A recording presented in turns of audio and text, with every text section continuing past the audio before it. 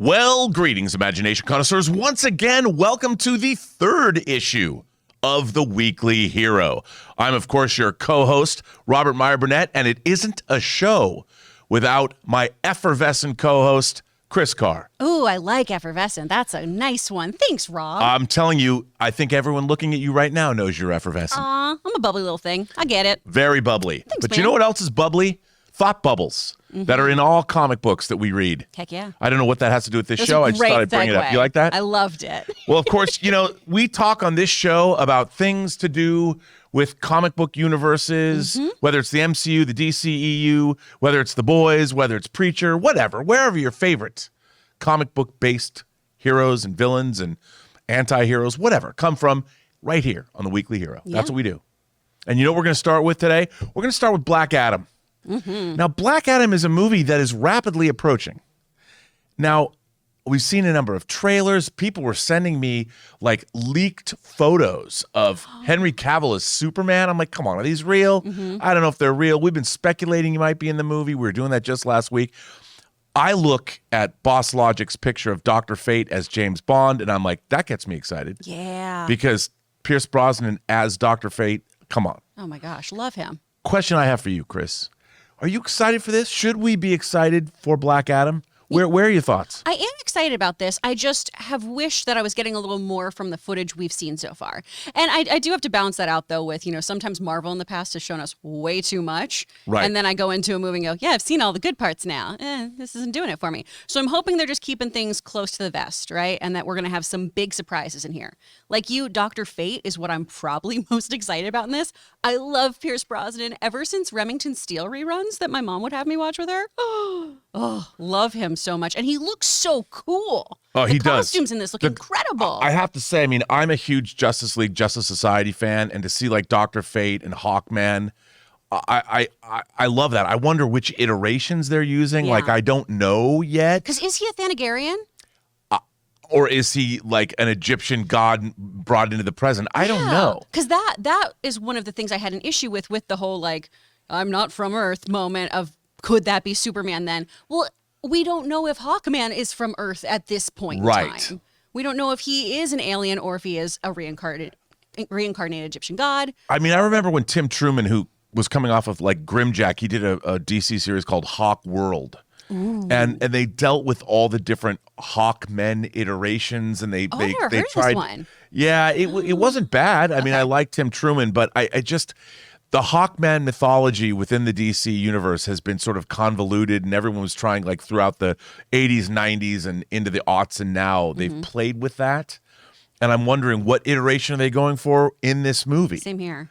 And is there a Hawk girl? Like, I don't know. And is he an alien? Is he an ancient Egyptian? What is he? But I mean, I think that the thing that I'm baffled by this, I mean, we know he's a man out of time. Black Adam is 5,000 years old. First of all, I don't think any actor could embody this role better than Dwayne Johnson. Oh my gosh. I mean, literally made for this. He looks exactly like Black Adam should. And no wonder he wanted to play this role for 20 years. My whole thing is, whenever I see a trailer, it doesn't matter what it's for, but certainly a comic book-based film, I want to get some idea about what is the actual story, because a superhero story to me is very generic. It's good versus evil, but there's so much more now than that. And Black Adam's an anti-hero. Like, I can kill. Well, okay, but what's going on? And I think we don't know what that is. Like, I don't need to know everything, but I needed to know a shred of why is this movie different than any other Star Trek movie or Star Trek superhero movie? Always on your mind. Always on my mind. Aww. Why is it different than, like, what is it about Black Adam that makes him different than, say, a Superman or a Batman or an MCU character? What is it that's unique about Black Adam? I mean, I know he's magical. He has magical powers and things like that, and he's part of the Marvel, the Shazam. I mean, he is part of the Marvel universe, but the Shazam family, whatever. I mean, do you have any sense at all of what this movie's about? I mean, we do see Sabak for a quick second. Right? So we have that there. But why wouldn't that be more of the trailer? Exactly. That was one of my issues, is we do see the Justice Society coming to potentially just take in Black Adam, right? Of, you know, you've got a choice to make. We're here to, you know, keep you in line and everything. We know that he is willing to kill. We know that he doesn't want to play by anyone else's rules. So is he fighting the Justice Society? Are they going to all team up together to take down Sabak? Is that going to be the centrally focused villain? Is he the villain ultimately? Because in the comics, obviously, Black Adam is a bad guy. Right. He fights Shazam. He's fighting Sweet Billy. He's beating up a kid. So I do want to see where he actually stands, like where he stands, what he stands for, all that good stuff. Because as I know him, he is Billy's foe. Right. So I'm trying to figure out where he's placed in all of this now, and if these are interconnected universes. And another thing I have to ask is, now that we've already had one Shazam film and we have another Shazam film that has the Shazam or the Marvel family in it, yes, why did they decide not to tie Black Adam in with Shazam? I mean, I would have thought that would have been a natural, if he was anointed, if Black Adam was the first person that the wizard anointed with these powers and left or something, why wouldn't they make that a part of this? They've got a universe within the why not? Well, they might. I mean, we could have a tasty post-credit scene where Black Adam comes on the scene. It's true. So, but still, I mean, I want to see it. I want to be more excited than I am for it. I'm feeling, because it's right around the corner. We're getting this in October. Right. So right. I feel like we are going to get a little tasty scene dropped to get us all excited right before this goes into theaters. I mean, I don't doubt Dwayne's going to be a compelling presence. Absolutely. Dwayne, as if I know him. And well, we all know Dwayne. I mean, I don't we think drink he's his tequila. We watch his movies. He's not going to sweat the way he does in the Fast and Furious movies. I love that. His head is always sweating, which I always love because you know he's ready to kick ass. Absolutely. Well, so at least we're simpatico. We both want to see the movie, but you want to know more about it, maybe? Yeah. I need this to move the needle a little bit more for me. I need a little bit more footage. You don't have to give everything else away for me, but maybe just let me know the threat. I agree. Why should I go see this film? What am I in for? A little bit. Yeah. All right. Well, that brings us to something else that we've been incredulous about for all this time, and that is, of course, the beginnings of supernatural powers, monsters, whatever, the spooky thing in the MCU. People, we now have reviewers have seen Werewolf by Night, and there has been pretty unanimous praise for this. I mean, we've wondered, is it a throwback horror to Universal Monsters of the 30s? It was listed as a comedy on Disney Plus. Mm-hmm. Now we're hearing something different. Now it's a horror. Now it's horror. Now it's listed as horror and everything. And people have really responded to it. The people who've seen it so far are giving it rave reviews, saying it is wildly violent, which is interesting for Marvel and its parent company, Disney. Maybe that's why it's black and white. Maybe. When blood's black and white, it's far less visceral than when it's or blue, color. like in Morbius. That is true. Yeah. If I can drag it, I'm going to drag it. I mean, I'm very excited about this. Obviously, Moon Knight began his comic career in the pages of Werewolf by Night, so I'm really curious. I mean, Moon Knight's not going to be in this. No. If no one said that, he's not going to be in this, so I'm not going to get sad about it. I already know he's not. But I've been fascinated the same way that they're going to bring mutants into the MCU. Like, how are they going to do it? We have Agatha Harkness, we've seen is, I guess, hundreds of years old. She's a witch, a sorceress, call her what you want. So we know that the supernatural exists within the MCU, but we don't know much about it. Because we know that there's the Midnight Suns, there's Ghost Rider, there's Man-Thing, there's all kinds of crazy monsters.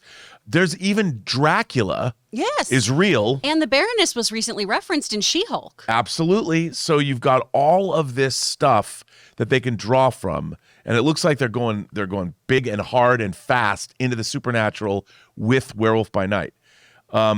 So what do you think about all this? Where are you at on this? I'm friggin' hyped. I'm going to watch most of this like with my hands over my eyes if it is as violent as people are saying. But I'm so stoked because you've brought it up before. How do you do a Blade movie, without establishing that there is a vampirical threat? And how do you do it without gore? Because we've seen how it's done without gore. Morbius, I think, really could have honestly been a great film if we saw him just ripping people up. I think that would have added a lot to it, and we would have seen more of that monstrous side and been able to deal with his struggle personally more if we saw all that very visceral violence. Well, in the first Blade, when we first met the Daywalker, Wesley Snipes as Blade, you've got that opening scene where this poor guy goes to a blood rave, where blood's coming out of the speakers, and a remix of New Order is pounding, and Tracy Lords is there. If Tracy Lords is going to lead you to a blood rave, you go. Absolutely. And then the vampires, all hell breaks loose, and Blade shows up, and it's violent. I mean, he's cutting these guys up, and they're disappearing, and they're turning into, which I loved. The opening of the first 10 minutes of Blade is outstanding. It's so good. It's one of my favorite superhero things ever, just because it's so modern. I mean, in a way, it stands as one of the most modern superhero sequences, because even the MCU is a little old-fashioned. Oh, absolutely. Whereas Blade was like, no. This is as modern as it gets. We're at a rave. We're listening to remixes of modern music, and we're going to kill people in a very modern way, even though it's a lot of CG. It doesn't matter. I still like it. Same. So the thing is, though, with Blade, it established that there was a whole underworld, a whole society of vampires that existed right within the boundaries of our cities. They're in New York, man. Yeah. They're, whether it's the meat packing district or it's a glass skyscraper, there's vampires everywhere, apparently. Well, and that's what this phase seems like it needs to do, right? Is all of these threats have always been among us. We have the Skrull threat coming. We're going to have mutants introduced. We're going to have vampires and supernatural things. I love the idea of all of these characters have been lurking in the shadows this whole time. The whole time.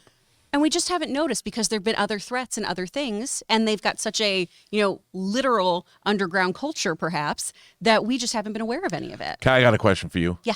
When Thanos snapped his fingers, did supernatural beings disappear as well? I would think so, because half the population. Half the population, but they had to be alive. But if they're dead. Yeah. Oh, shit, Rob. Oh. I've been thinking, I know this is and here's the thing. I don't know if Marvel's going to deal with this, but you've got to give me a definitive answer, because the entirety of Phase 4 has introduced Arishem the Judge. You've got Egyptian gods. You've got Wuxia. You've got Chinese demons. So there's all kinds of craziness going on. Mm-hmm. But when Thanos snapped his fingers, were those people immune? Were those creatures immune? And I think that's a real good question, because during the blip, if half the population is gone, did that impact the vampire food source? Like, if you were there's all these questions that I want to know. I know this is probably silly to ask. No, but I like the minutia of how this all worked. Well, I think it's important. I think we have to know. Mm-hmm. And, if you're going to say that, okay, vampires are undead. If they're undead, that means they wouldn't be affected by Thanos' snap. Like, poor Man-Thing. Like, what if Man-Thing got snapped and he shows up and comes back? Like, oh my gosh. What if Man-Thing? Who knows? And Ellen's gone.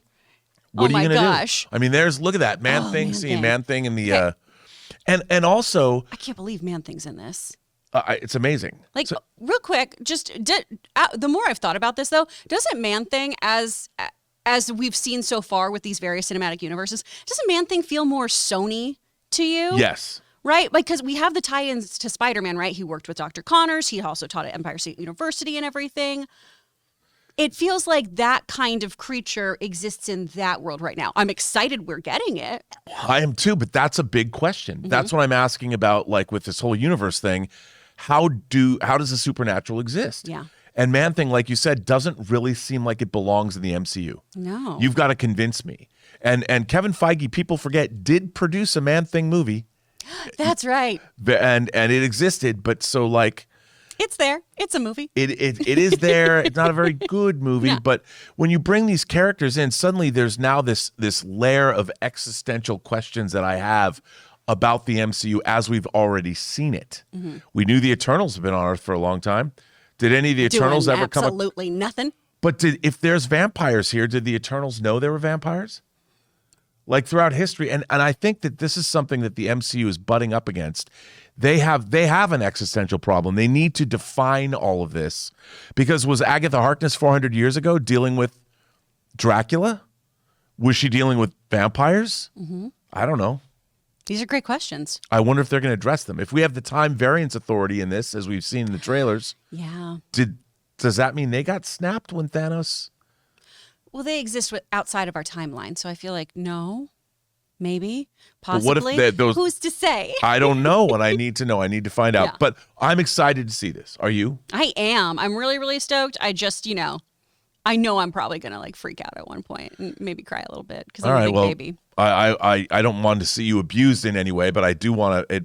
I want to see you watch a horror movie. I want to sit next to you and watch The Descent. I don't want to watch that at all. It's so good, though. I don't want to watch so it. good. Ugh. So good. All right, well, that brings us to our next topic. They've hired writers for the Fantastic Four movie. Yes. Now, it kind of ties into our issue, we've got issues. Our segment, we've got issues, which we do. But so, like, there's been a lot of talk about a Fantastic Four movie. They've hired these writers. Again, I would ask you, what kind of a Fantastic Four movie do you think these writers are going? Now, one of the writers worked on Rick and Morty, and also wrote Quantumania. So, Which shows they really believe in Quantumania if they're bringing him back in. Right, and to me, Quantumania it skews toward that like the negative zone, all that kind of craziness. That seems very Fantastic Four to me. So it doesn't. The fact that Kang is there and this kind of stuff is happening, it makes sense to me. I am getting this. Am I getting this right, or they're right? Or he's writing Kang Dynasty? I don't remember. I'm not sure. But anyway, so they've hired writers. I think writers. it's maybe Kang Dynasty. I might be mixing them back. Either way, yeah, it's Kang Dynasty because it's Quantumania. But Yes. I'm wrong. I accept that I'm wrong. You should accept I'm wrong. I'm admitting it. So it's not The internet will tell you. They will. So the Fantastic Four writers are different than the writers of Quantumania and Kang Dynasty. But anyway, Fantastic Four. To me, you've got the Kirby and you've got the Stan Lee Fantastic Four. And I really like the John Byrne Fantastic Four in the 80s. I did like Jonathan Hickman's run on Fantastic Four as well. But I've always liked the cosmic nature of the Fantastic Four. And the Fantastic Carr, let's go, deal with Galactus, deal with... I mean, how do you see a Fantastic Four movie going? I mean, we're going to get into this in a little bit here of what I'd like for them to do. What I initially thought when a Fantastic Four film was announced was, okay, first family of comics, great. This is the look into sitcom life, essentially, in comic books, right? Where we have a family dynamic. We just also happen to deal with aliens from outer space on the subway system, you know? So it's kind of wacky intergalactic shenanigans that also have a family values kind of moment happening. Is that what I want? Not quite. For me, I want something that is a little cosmic, right? Because we're at that point in the Marvel Cinematic Universe. That's what I want to see too. But I want a more messed up family dynamic, if I'm being honest. Right. Here. I want to really, really see how these powers have screwed things up and have messed up their relationships. I want to know why they haven't been present in the Marvel Cinematic Universe. Were they blipped? Have they been trapped somewhere? You know, what's been going on? Because of what happened to them, did Reed decide on everyone's behalf, hey, we're not getting involved in anything. We have to do testing on ourselves and see what's going on because we could harm people, and that pisses off Johnny? You know, how is Ben dealing with his transformation because he doesn't get to live a normal life like everyone else? Right. And we've touched on that before in other films. I think we've just done it in a more kind of goofy, lighthearted version. Save the most recent one. That one was a bit more serious in tone. Yeah. But the ones, you know, with like Jessica Alba and everything was a little more goofy when Marvel was in its big dancing phase. Yeah, I mean, that was... I never thought they quite got that right. No. You know, the Tim Story Fantastic Fours were not quite what I wanted because I wanted... Like, I've always seen Reed Richards as kind of a no-nonsense. It's not like he's humorless, but he's a serious man. He's part of the Illuminati. Yeah, he's a serious guy. And I've always loved this idea, like, if the Fantastic Four became the Fantastic Four in the 60s, like we saw that Michelle Pfeiffer was caught in the quantum realm for however long. The idea that the Fantastic Four have been in the negative zone where time passes differently, or they're in the quantum realm, I feel like they'd marry those two concepts just so the average moviegoer isn't like, wait, isn't it like this thing? And we'd go, yes, it is. I mean, I would different. love to find out, like they people look back into their history and they show up and it's 30 years later. I wouldn't mind that because why not? If you're going to lean into that, if they're going to introduce the Reed Richards, why didn't Tony Stark have a relationship with Reed Richards if they were not, if they were contemporaries, which I think they would be. I mean, as we know from the comics, they would be. But yeah, or Bruce. Banner, I mean, they would all know each other. Up with Reed all the time. They've never mentioned Reed Richards, and I think that means, at least for me, if they came from somewhere else, like maybe from out of the past, I like that idea. I would love if in Ironheart we had a little throwback moment of, Dr. Reed Richards, who discovered this, and we have a photo of him from the 1960s here shown with his wife, Susan. I would love something like that. And then we have them thrust into the modern And they day. mysteriously disappeared. And the world at large did not know they were even superpowered. Yes. They just knew him as a Nobel Prize winning scientist from the past. Exactly, because the only superhero we had seen at that point in time, right, was Captain America. Right. And we hadn't seen anyone else come to fruition, theoretically, until about the 90s with Captain Marvel. But again, goes off planet, disappears. It's not really until Iron Man shows up that we start accepting that there's heroes among us. Right, but apparently there's been all kinds of supernatural beings this whole time, that were somehow staying in the shadows. So they've hired, I would have thought, we know these writers have been working on this project for a while. They're now going to develop multiple movies. So they probably have a trilogy in mind, which I like. I would love to see a trilogy with a beginning, a middle, and an end. I would love to see a Lord of the Rings, rather than just, we know we're going to get 3 movies. It would be interesting to me if they knew where their story was going to go and parcel it out over 3 films. I would love to see that. I really like that, because I want to see the Silver Surfer done well. They're the 2 writers of the Fantastic Four that I was not giving proper credit for. Do we know their names? Don't have their names up there, but they look happy about the jobs they have, so good for them. We should know their names, and that was poor research on my part, so I apologize, readers, watchers, viewers. Excelsior. But so anyway, Fantastic Four, we're stoked. Hell yeah. I can't wait to see it. And especially because of this comic that you've brought in this week. Well, yeah, Jeff Kaplan and Ian Springer, the writers of the Fantastic Four film. Obviously, the first one's been in development for a while. They've been signed on to write more. Hopefully, Kaplan and Springer are going to be writing a saga. That's what I would like. Yeah. So same. Could be a law firm too. That She-Hulk could later join. But so here's the thing: Kris and I, sometimes between the 2 of us, we have issues. We have a lot of issues. A lot of issues, and sometimes they're out of order. And sometimes we'll have to resolve them later. But we're going to resolve them after we hear a word from our sponsor.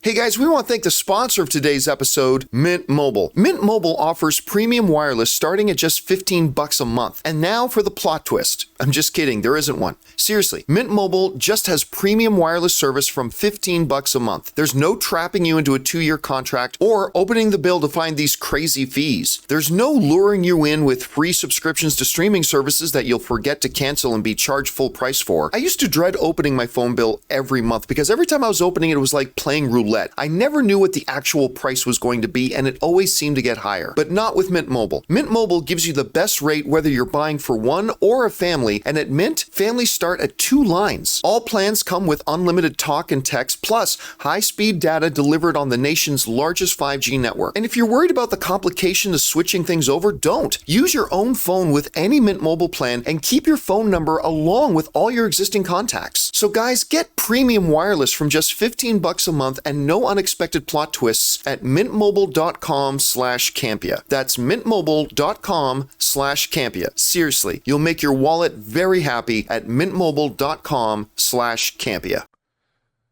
And a great big thanks to our sponsor for this episode of The Weekly Hero, Mint Mobile. Yay. Well, that brings us to our favorite segment, We Have Issues. We got issues. I mean, Kris and I, what can we do? We're in therapy. Crazy issues, yeah. And our issue today is not just an issue, but it's a hardcover. Hell yeah. It is a Fantastic Four hardcover. It is this Fantastic Four hardcover. Look at this beauty. It is Fantastic Four full circle. This is by Alex Ross. Alex Ross, a fan favorite, one of the great comic book artists. I mean, I first saw his work when he did Marvels. I want to say Marvels. Oh, nice. The Marvels miniseries way back in the day. He obviously did things like Kingdom Come. Kingdom Come was my introduction to him, where it's just, I was telling Taylor when we were going to get coffee, I mean, just stunning, realistic depictions of superheroes where everyone is just big, bulky. You believe that these are how actually humans would look if they had these powers.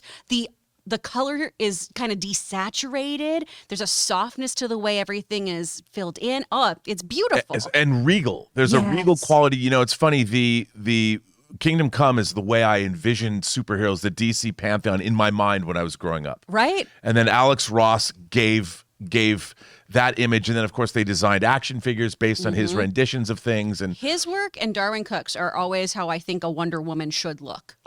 Absolutely amazing. An Amazonian has to have big old muscles. She's got to have legs that can just kick the shit out of you. Well, this story full circle, we saw some artwork there. He did something a little different. He changed his art style, and he went back. They tied this story into the old Stan Lee and Jack Kirby stories from the 60s. This artwork is very Kirby-esque. Oh, it's a love letter to him. It's a complete love letter to Jack Kirby. The coloring is different from where Alex Ross usually goes. I loved this because it was a retro throwback, but also very new. Mm-hmm. And this story, I mean, I don't want to ruin anything about the story, but I guess we can say that a Ben Grimm from a different time period comes back and something comes out of his mouth that you might not expect. Yep.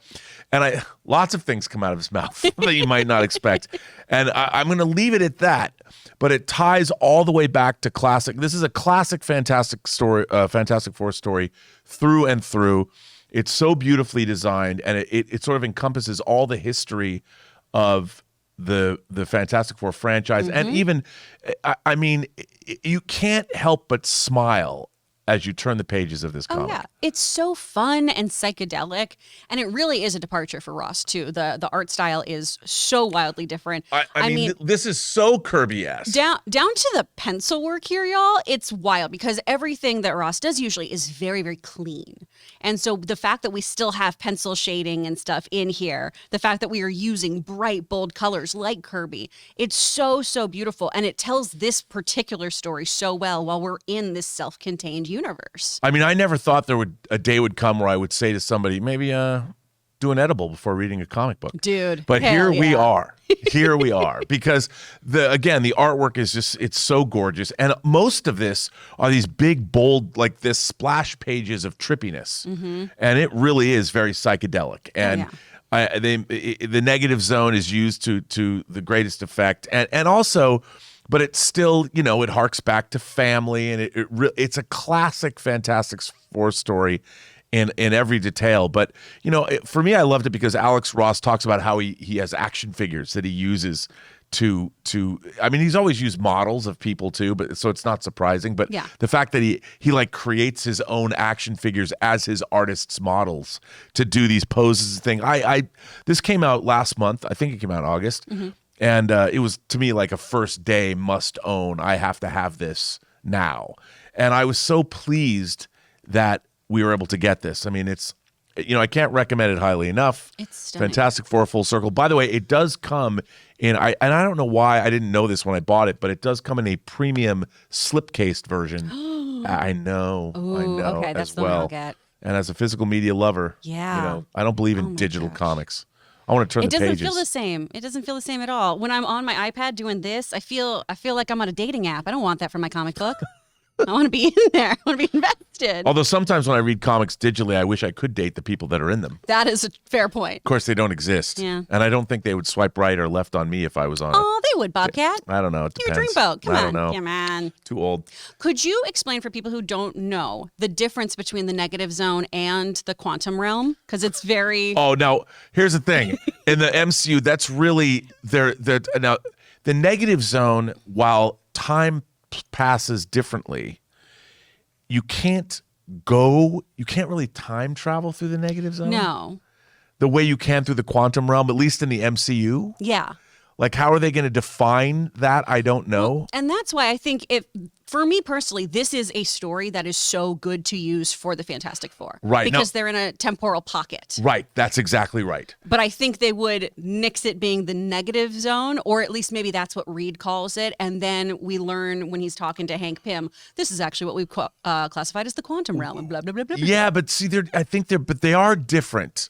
And the thing about, I wonder about that because they've leaned, look, with Kang coming, and Kang obviously is a time-traveling antagonist, whereas, you can't, the negative zone, you can't use it to time travel. It's just like you said, it's like the time dilation effect. If you're traveling at the speed of light, time passes differently for you. Yeah. So it's again, I don't know how they're going to do that. It's going to be really interesting to see how the quantum realm is differentiated from, like, how are they going to lean into what the Fantastic Four go through? I don't know. I mean, it's going to be very strange. Yeah. I guess that's why we'll have issues. We'll continually have issues about where how they treat this Fantastic Four family in a film franchise. And it's going to be interesting. People should comment on, what do you think the difference between the negative zone and the quantum realm are, and how are they going to affect each other in the MCU, if at all? I think that's great. I don't know. Also, do you think that the average movie-going audience would understand the difference too? Because that's my only issue, is that if you are a comic book fan, hell yeah, you're going to be like, the negative zone is different. Come on, Kris. Don't get it twisted. But, you know, if one of my friends comes to go see the movie, they don't read comics, I'm going to be sitting there the whole time going, okay, so Mia, this is what's happening now. This is actually a temporal pocket. And while time does move in the same way, if exited, you could have lost 11 years of your life. You could, and also you can build a castle in the quantum realm. Yeah. You know, and in the negative zone, are they going to say you can also have real estate there? Like, I don't know. That's where I would invest. That's why we have issues. Exactly. Well, Kris, that brings us to our final segment, my favorite segment. No, any segment I do with you is my favorite segment. That's sweet. That's a lie, but okay. But that's not a lie. I don't lie. This is the Hot Toys segment. Doesn't mean it's necessarily from the company Hot Toys. It just means these toys are coming in hot. Yeah, this is one of the latest toys that I have from my collection, and I'm willing to share it with you right now. All right, we are back with another installment of Rob's Hot Toys. And Rob, what have you got for us today? Okay, John, this is a little something different. This is actually not made by Hot Toys. It's made by a company called TB League. And they do this one-off series of Egyptian gods. And I was not going to get these figures until Hot Toys announced a Moon Knight figure. And I wanted to do they make Anubis, Horus, Osiris, and they did King Tut. And I figured, I saw King Tut the first time King Tut's riches came to America, so I've always kind of had a thing for King Tut. And so they made this figure, and I looked at it, and I'm like, well, I'll pre-order it. Well, I got it just the other day. And when I opened the box, I was like, oh my God, this is amazing. I mean, he has clothes, he comes with an amazing chair, and you know how much I love my 6-scale chairs. But it is the quality, it comes with a Fison body. What is it?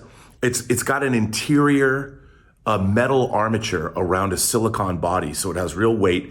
Here's King Tut in all of his glory, comes with a chair. I mean, John, look at the detail, like the metal chain work here, the multi-levels, the clothing, the fabric. It's kind of got this mummy vague thing going on. I mean, the detail, everything, the armor that comes on. And I was blown away. I mean, even the detail of this, look at that. When I got this figure, you know, sometimes you buy weird 6-scale figures, and you're like, why did I buy this? I looked at this and I'm like, oh, no. I need to get all of the Egyptian gods. Now, they don't make a Khonshu yet, but if they did, I mean, even the detail in the chair, like look at the back of if you go in that, it's incredible. And, you know, it wasn't something I was going to buy, but I look at this and I'm, you know, look at the back of the chair too. It's just incredible. It's incredible. And I can't wait to get like this pantheon of Egyptian gods and have Moon Knight in the front. So this was something that was totally not, I wasn't going to buy it. I ordered this like a year ago and I got it on Friday. This is my newest figure. I just got it. I'm so stoked. I mean, even the head sculpt, it looks so... And by the way, you took the character off the throne, and the fur on the seat is like some of the softest. Look at that. Unbelievable, like just pure awesomeness. Like that is luxurious. I mean, even like the just the detail of this chair. I mean, you know, this is one of the best 6-scale chairs ever. That just looks amazing. Look at that. I mean, this is, and this line, and by the way, what's really interesting about these figures, John, is they come in two different kinds. So you can get King Tut or Tutankhamun as a white Tutankhamun or as a black Tutankhamun. So the cloth is black. It's a darker figure. All the details are the same. It's just the color is different, and they do it a lot. Now, the reason that I went for the white version is because I liked it with the gold. Now, you might want to get because you can see that with the black here, it looks great with black as well. But the other Egyptian gods, some of them come in different variations. You can get them with more of like a white cloth or black cloth. And like Anubis and the gods that are actually black, like the dark, I want to get the black versions. But I thought for King Tut, I think King Tut's going to be the only white version I get because I just like the gold and the white. And then I want all the black Egyptian gods that, you know, that because they've got monster heads and stuff, and they just look, but they're going to be behind King Tut when I have it all done, and then Moon Knight is going to be in front of all. Well, that Moon Knight thing was going to look great. All right, thanks a lot for sharing your newest addition to your collection. So good. Well, there you go. More hot toys than you could possibly imagine, and I can imagine quite a bit. Well, that brings us to the end of this episode of The Weekly Hero. Kris, it is so good to be working with you in this way. Likewise, bud. I don't know what we're going to talk about next week, but you can imagine it's going to be very superheroic. Yeah, absolutely. And we will still have issues and hot toys to show you guys. I mean, my God, one day you got to bring me a toy of your own in. You must collect We'll some get demonetized. Toys. Oh. Well, okay then. Well, tell us what you think about The Weekly Hero. We love to read your comments. Say whatever you want. Let's be nice, though. Yeah, right? Be sweet. And I'm Robert Meyer Burnett, and you can find me at BurnettRM on Instagram, or you can find me at, actually that's on Twitter. You can find me at RM Burnett on Instagram, and find me at Postgeek Singularity on YouTube, or postgeeksingularity.com. Kris, where can people find you? You can find me at actor Kris Carr on both Twitter and Instagram, or you can head over to my website, speakfriendstudio.com, to learn about voiceovers.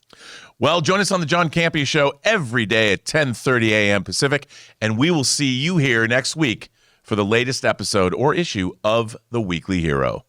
Bye-bye.